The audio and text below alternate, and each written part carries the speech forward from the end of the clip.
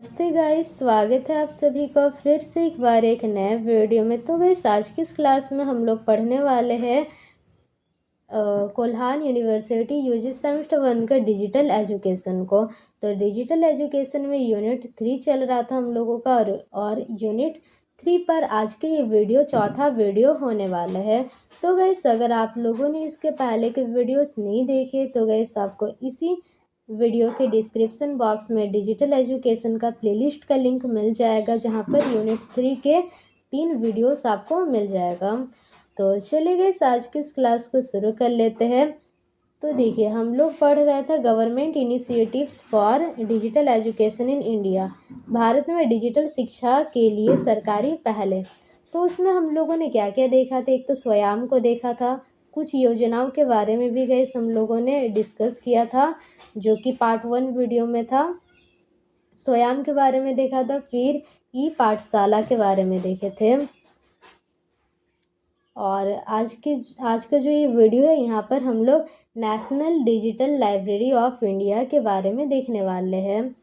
और इसके बाद वाला जो वीडियो आने वाला है, तो उसमें हम लोग डिजी लॉकर को कवर करेंगे। और वो वीडियो गए इस यूनिट पर लास्ट वीडियो होने वाला है। फिर गए इस यूनिट का आपको इम्पॉर्टेंट क्वेश्चन आंसर प्रोवाइड कर दिया जाएगा। तो चलिए गए, आज की इस क्लास को हम लोग स्टार्ट कर लेते हैं और पढ़ते हैं national digital library of India के बारे में। तो देखिए, national digital library of India, इसको हम लोग NDL इंडिया या फिर NDLI शॉर्ट फॉर्म में इस नाम से जानते हैं। तो देखिए, N से हो जाएगा नेशनल, फिर D से हो जाएगा डिजिटल, फिर L से हो जाएगा लाइब्रेरी, और इंडिया के लिए इंडिया, और ऑफ का यहाँ पर कोई भी शॉर्ट फॉर्म नहीं है। और फिर नेक्स्ट आते हैं, देखिए यहाँ पर N के लिए नेशनल, इसके लिए, फिर D के लिए डिजिटल, और फिर जो लाइब्रेरी के लिए L हो जाएगा, और इंडिया के लिए I हो जाएगा। तो इसका 2 शॉर्ट फॉर्म होते हैं, एक तो NDL इंडिया और दूसरा होते हैं NDLI। और हिंदी में देखिए हम लोग किस नाम से जानते हैं, तो national digital library of India. ये तो वही इंग्लिश वाले नेम हो गया है, बस हिंदी में लिखा गया है। और अगर हम लोग पूरा हिंदी का बात करते हैं, तो भारतीय राष्ट्रीय डिजिटल पुस्तकालय। तो गाइस, जो हिंदी वाले स्टूडेंट है, तो उनको इंग्लिश और हिंदी दोनों ही नेम को ध्यान में रखना है। और फिर देखते हैं, हिंदी में ही हम लोग समझते हैं कि इसका शुरुआत कब हुआ था, फिर इसमें क्या क्या जो सुविधाएं है, लाभ है, तो वो हमें दिया जाता है। तो देखिए, औपचारिक शुरुआत इसका हुआ था, जो ऑफिशियली लॉन्च है या फिर स्टार्ट है, तो वो 2018 को हुआ था।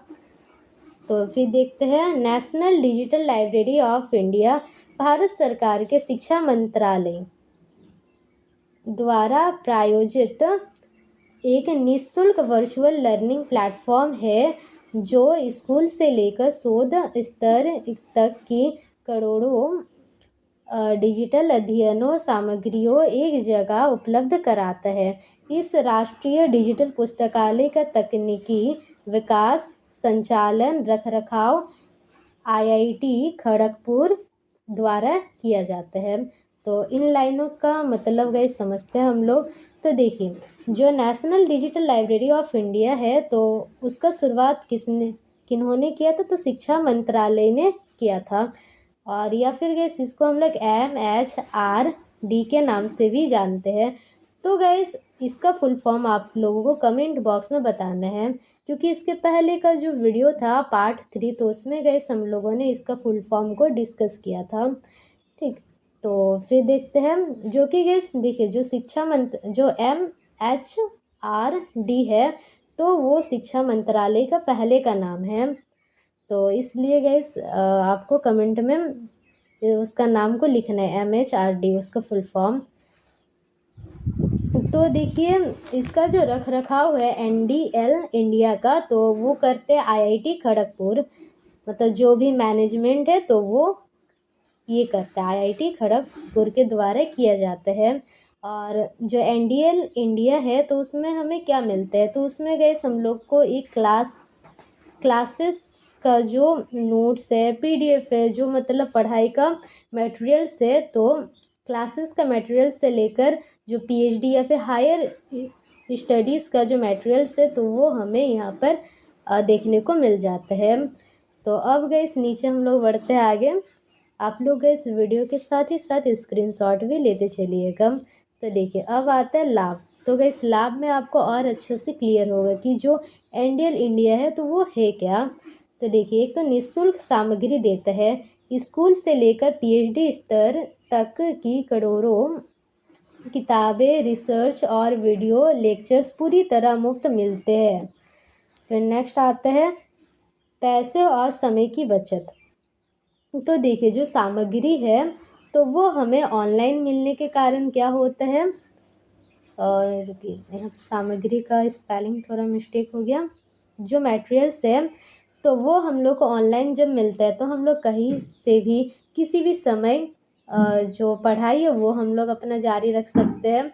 तो जिससे समय और पैसा दोनों का ही बचत होते हैं। पैसे किस तरह से, देखिए आपको एक निश्चित मतलब एक जो इंस्टीट्यूशन है वहाँ पर जाकर आपको पढ़ना नहीं पड़ रहा है, जिसके कारण जो आवागमन है, जो ट्रांसपोर्ट है तो उसका खर्चा आपका बच जा रहा है और समय का भी वैसे ही बचत हो जाता है।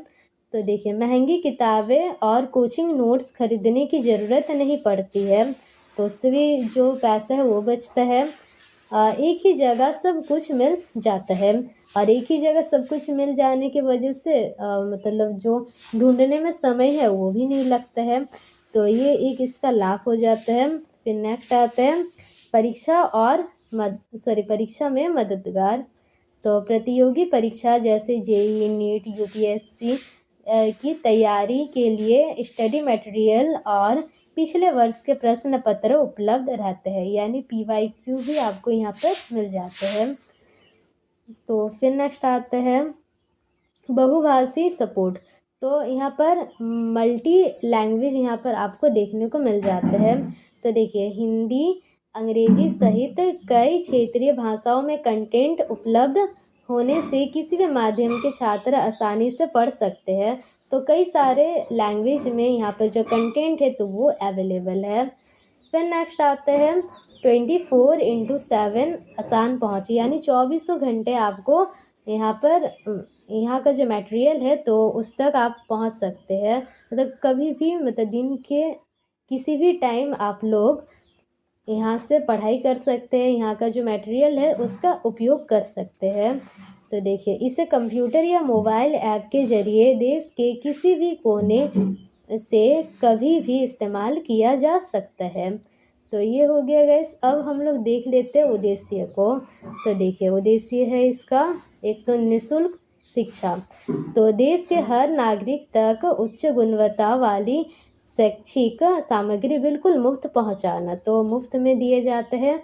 फिर आता है सिंगल विंडो प्लेटफॉर्म। तो स्कूल से लेकर पीएचडी स्तर तक का सारा स्टडी मटेरियल एक ही जगह उपलब्ध है। तो गैस विभिन्न क्लासेस का जो स्टडी मटेरियल है एक ही जगह उपलब्ध होने के कारण हम लोग इसको बोल सकते हैं सिंगल विंडो प्लेटफॉर्म है ये। फिर आता है समान अवसर। ग्रामीण और दूर दराज के क्षेत्र के छात्रों को भी शहरी क्षेत्र के समान आधुनिक डिजिटल संसाधन देना।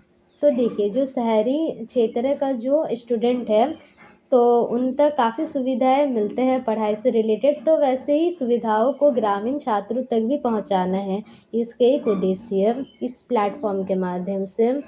फिर ज्ञान का संरक्षण। तो देखिए यहाँ पर देश के महत्वपूर्ण शोध पत्र, दुर्लभ किताबों यानी वैसे किताब जो आपको बाज़ार में जल्दी नहीं मिलते हैं, और शैक्षणिक धरोहरों को डिजिटल रूप में सुरक्षित रखना। तो गैस देखिए यहाँ पर जो किताबें का पीडीएफ है तो वो उपलब्ध रहता है, जिसके कारण वो किताबें काफ़ी टाइम तक यहाँ पर सुरक्षित रहते हैं। तो वही है जो देश का जो शैक्षणिक धरोहर है तो उसको डिजिटल रूप में सुरक्षित रखना है। इसका दूसरा मतलब इसका नेक्स्ट उद्देश्य वही है। तो गैस ये था कुछ उद्देश्य एनडीएल इंडिया का। अब देख लेते हैं कुछ चुनौतियाँ या कमियाँ। तो देखिए नेविगेशन और सर्च में कठिनाई होता है इस ऐप में। तो गैस जो एनडीएल है तो उसका वेबसाइट भी उपलब्ध है और ऐप भी उपलब्ध है। तो देखिए यहाँ पर नेविगेशन और सर्च में कठिनाई। तो उन्नत और सर्च फीचर्स होने के कारण कई बार सामान्य छात्रों के लिए सही स्टडी मटेरियल ढूंढना और इंटरफेस को समझना थोड़ा जटिल होता है। तो गैस इसका जो इंटरफेस है थोड़ा सा जटिल है, ठीक, इंटरफेस। और इसका जो मतलब सर्च वगैरह करने के लिए तो थोड़ा सा मतलब उतना जल्दी आसानी से सर्च करने से जो मटेरियल्स है वो नहीं मिलते हैं। तो वो है मतलब जिस पुस्तक तक आप लोग पहुंचना चाहते हैं तो उसको गाइस मतलब कभी कभार होता है ना, थोड़ा सा सर्च कर दिए फिर नहीं मिल रहा है, तो ऐसा यहाँ पर दिक्कतें देखने को मिलता है। तो फिर आता है कॉपीराइट की सीमाएं। तो कॉपीराइट कानूनों के कारण इस पर कई नई और लोकप्रिय प्रीमियम किताबें पूरी तरह से मुफ्त पढ़ने के लिए उपलब्ध नहीं होते। तो इस कॉपीराइट आप लोग जानते होंगे, जैसे कि कोई एक राइटर कोई पुस्तक को लिख रहा है, ठीक, तो उनका पुस्तक तब तक दूसरा कोई इस्तेमाल नहीं कर सकता जब तक उनका आज्ञा ना हो, उनका परमिशन ना हो, ठीक। जैसे कि कोई भी अगर जो पुस्तक है तो उसको दूसरा पब्लिशर या फिर जो दूसरा राइटर है वो पब्लिश नहीं कर सकता, उसका मटेरियल्स उन लोग इस्तेमाल नहीं कर सकते बिना उसके ओरिजिनल राइटर से परमिशन लिए। तो ये है कॉपीराइट। और अगर जो ओरिजिनल राइटर है तो अगर वो परमिशन नहीं देते हैं तो उसको उपयोग नहीं किया जा सकता, और अगर फिर भी कोई करते हैं तो उन पर कार्रवाई हो सकते हैं। तो ये है गाइस कॉपीराइट का मतलब। तो देखिए जो कॉपीराइट कानून है उसके लिए नई और जो लोकप्रिय प्रीमियम वाला किताबें हैं तो उसको पूरी मुफ्त में पढ़ने के लिए उपलब्ध नहीं करवाया जा सकते हैं, ठीक, मतलब उसको पूरी फ्री में उपलब्ध नहीं किया जा सकता, उसके लिए कुछ ना कुछ चार्ज रखा जाते हैं। तो ये हो जाता है इसमें एक। फिर नेक्स्ट क्या आता है, देखिए कंटेंट की गुणवत्ता में असमानता। तो अलग अलग संस्थानों से सामग्री इकट्ठा करने के कारण कुछ किताबें या पुरानी फाइलों की स्कैनिंग क्वालिटी और विजिबिलिटी काफ़ी ख़राब होते हैं। तो मान लेते हैं कि कोई किताब काफ़ी ज़्यादा पुराना है तो उसका जो क्वालिटी है तो वो अच्छा नहीं आएगा। या फिर वैसे मान लेते हैं, देखिए जो एंडियल इंडिया है तो अलग अलग इंस्टीट्यूशन से अपना जो मटेरियल्स है तो वो यहाँ पर फ़ोटो वगैरह लेकर अपलोड किया जाता है, ठीक। तो मान लेते हैं इंस्टीट्यूशन वाला उतना ठीक से फ़ोटो नहीं लिया है, क्वालिटी फ़ोटो का अच्छा नहीं है, और अगर वही जो फ़ोटो है वो अपलोड करते हैं यहाँ पर तो वही ऑब्वियसली जो स्टूडेंट तक ख़राब क्वालिटी का जो फ़ोटो है या फिर पीडीएफ है तो वो पहुँच पाएगा। तो वो उसका जो दिक्कत है वो यहाँ पर देखने को मिलता है। फिर नेक्स्ट आता है इंटरनेट और डिजिटल साक्षरता पर निर्भरता। तो देखिए जो एंडियल इंडिया है तो ये एक वेबसाइट या ऐप है जिसके लिए अच्छा इंटरनेट व्यवस्था का ज़रूरत होता है इसको चलाने के लिए, इसको उपयोग करने के लिए। तो जहाँ मान लेते ग्रामीण इलाका है जहाँ पर ठीक तरह से इंटरनेट व्यवस्था नहीं है तो वहाँ का छात्र ठीक प्रकार से इस ऐप का या वेबसाइट का इस्तेमाल नहीं कर सकते। तो वही है गाइस यहाँ पर ग्रामीण और दूर दराज के छात्रों में कमज़ोर इंटरनेट स्पीड और डिजिटल जानकारी की कमी के कारण सभी छात्र इसका पूरा लाभ नहीं उठा पाते हैं। तो ये हो गया। तो गाइस अब हम लोग कुछ स्टेप्स देख लेते हैं किस तरह से जो एंडियल इंडिया है उसका इस्तेमाल कर सकते हैं हम लोग। तो उसके लिए तो देखिए चरणें स्टेप्स।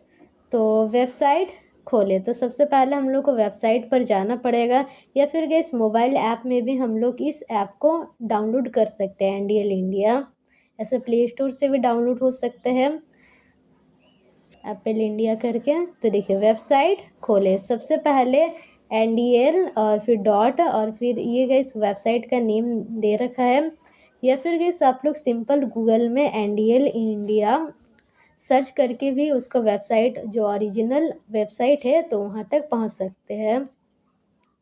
फिर रजिस्ट्रेशन करें तो रजिस्टर चुनें और अपनी ज़रूरी डिटेल्स भरकर साइन अप करें।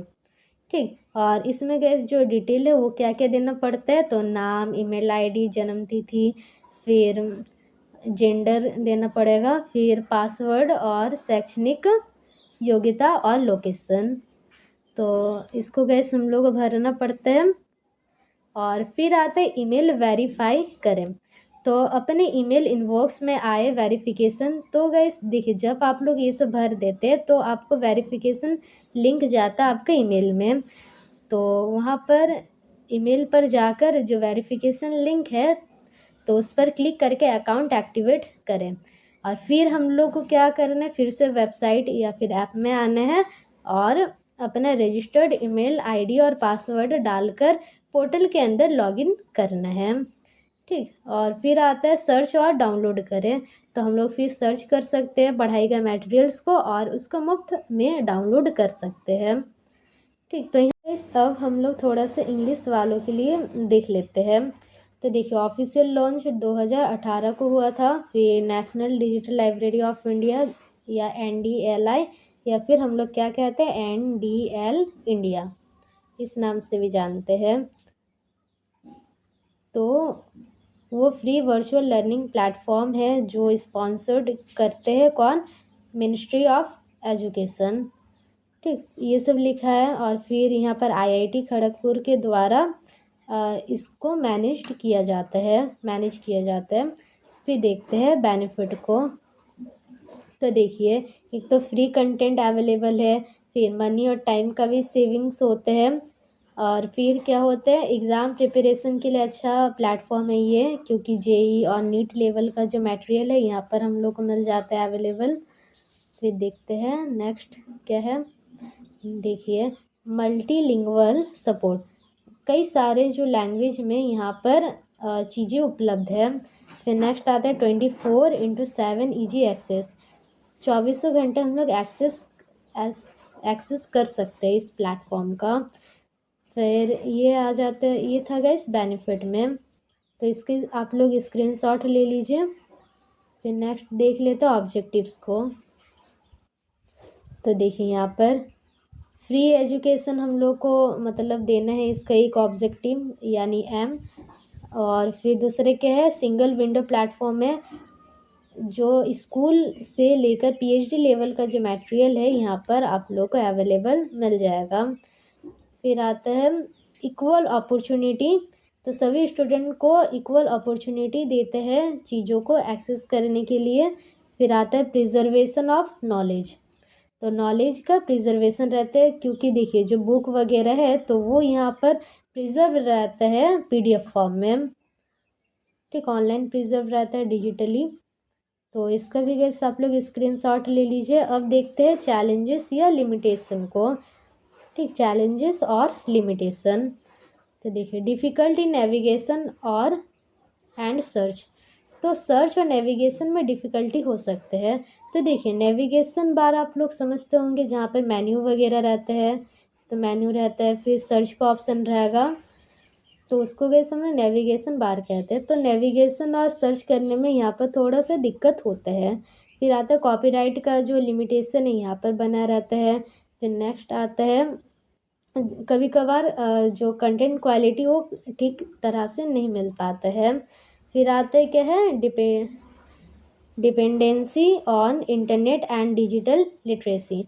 तो देखिए डिजिटल लिटरेसी पर भी यहाँ पर डिपेंडेंट होना पड़ता है। मान लेते किसी को डिजिटली नॉलेज उतना नहीं है तो वो ठीक प्रकार से उस ऐप को तब नहीं चला पाते हैं। ठीक, जो ऐप है तो वो ठीक प्रकार से नहीं चला पाएंगे इस ऐप को, तो वो यहाँ पर देखने को मिलता है। तो फिर नेक्स्ट आता है स्टेप्स। और देखिए यहाँ पर जो इंटरनेट पर भी डिपेंडेंसी है। अगर इंटरनेट का जो सिस्टम है, जो व्यवस्था है वो ठीक प्रकार से नहीं रहते हैं, तो उस स्थिति में वहाँ का जो स्टूडेंट है तो तब भी वो इस ऐप को इस्तेमाल नहीं कर सकते। तो ये है। फिर नेक्स्ट आते हैं स्टेप्स। तो देखिए सबसे पहले वेबसाइट में ओपन करने, फिर रजिस्टर करना है अपना, फिर ईमेल को वेरीफाई करना है एंड फिर क्या करना है, देखिए यहाँ पर फिर लॉगिन वगैरह करने हैं और फिर सर्च एंड डाउनलोड सर्च कर सकते हैं। फिर जो ई बुक्स है तो उसको फिर डाउनलोड करके हम लोग पढ़ सकते हैं। और देखिए जो एंडेल इंडिया का लोगो है तो वो कुछ इस तरह है।